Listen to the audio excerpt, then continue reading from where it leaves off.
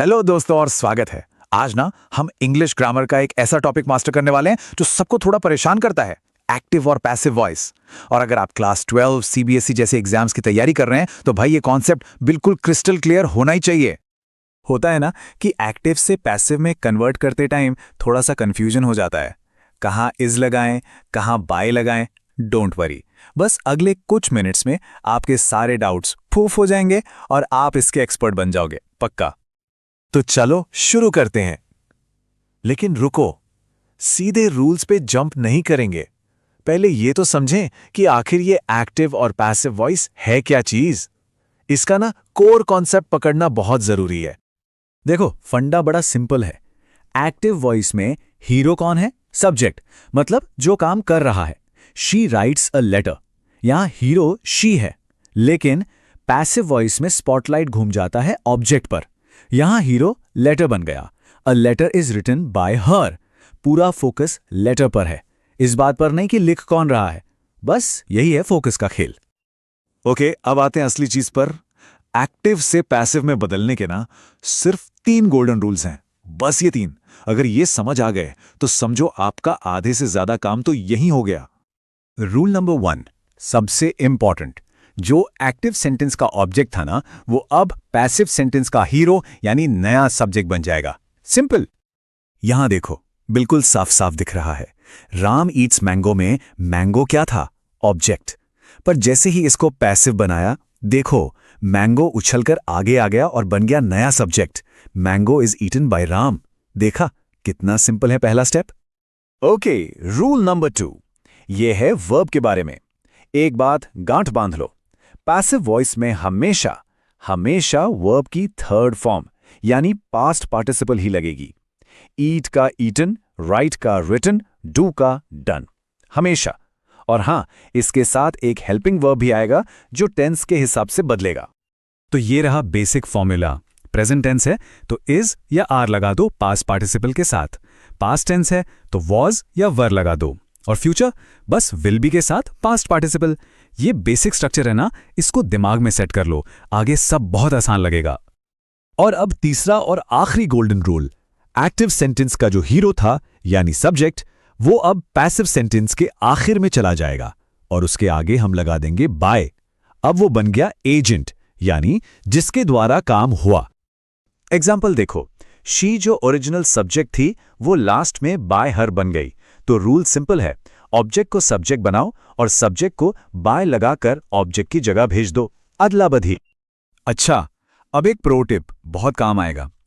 कभी कभी ना एजेंट मतलब काम करने वाला इंपॉर्टेंट नहीं होता, जैसे समवन, पीपल।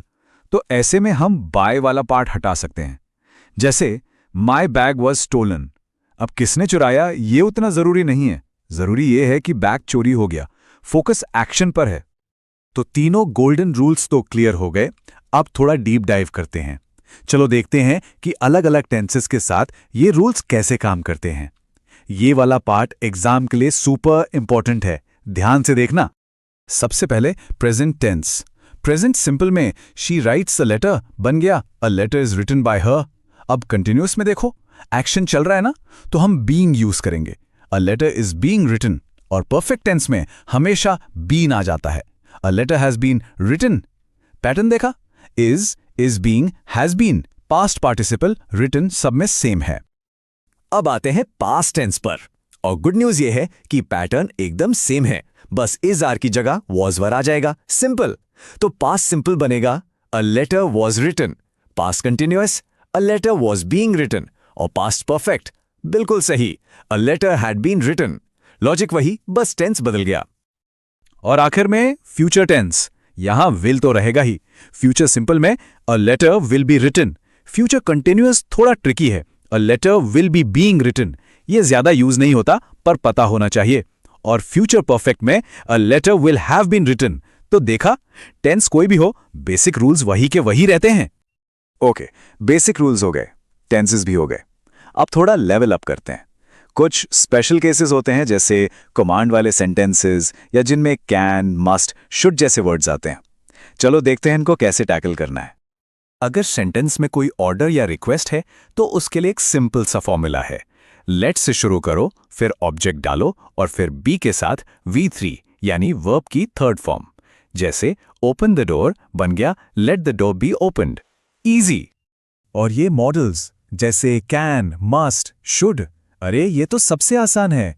रूल बिल्कुल सिंपल है, modal verb plus be plus verb की third form, that's it. Modal को चेंज नहीं करना। जैसे यहां देखो, she can solve the problem का पैसिव है the problem can be solved by her. Can वैसा का वैसा रहा, बस आगे बी सॉल्व लग गया, सिंपल। चलो आखिर में कुछ क्विक टिप्स एंड ट्रिक्स देख लेते हैं, कुछ और स्पेशल रूल्स, ताकि आप किसी भी सिचुएशन के लिए एकदम रेडी रहो। यहां दो केसेस हैं। पहला, अगर सेंटेंस में दो ऑब्जेक्ट हों, जैसे she gave me a book, यहां मी भी ऑब्जेक्ट है और अ बुक भी, तो हम जनरली इंसान वाले ऑब्जेक्ट को यानी मी को सब्जेक्ट बनाते हैं। तो ये बनेगा I was given a book by her. अब दूसरा केस, नेगेटिव सेंटेंस। इसमें कुछ एक्स्ट्रा नहीं करना, बस हेल्पिंग वर्ब के फौरन बाद नॉट लगा दो, simple. Mangoes are not liked by her. आसान है ना? और अगर सेंटेंस एक सवाल हो तो, खास करके हु से शुरू होने वाला सवाल, तो घबराना नहीं। हु हमेशा बाय हुम में बदल जाता है। जैसे हु रोट दिस बुक बन जाएगा by whom was this book written. ये वाला फॉर्मेट एग्जाम्स में बहुत पूछा जाता है, इसको जरूर याद रखना। तो अब जब आपने सारे रूल समझ लिए हैं, एक आखिरी सवाल आपके लिए। कभी सोचा है कि न्यूज़ हेडलाइंस और साइंटिफिक रिपोर्ट्स में इतना ज़्यादा पैसिव वॉइस क्यों यूज़ होता है? सोचो, शायद इसलिए क्योंकि वहाँ ये इंपॉर्टेंट नहीं होता कि किसने किया, बल्कि ये इंपॉर्टेंट होता है कि क्या हुआ।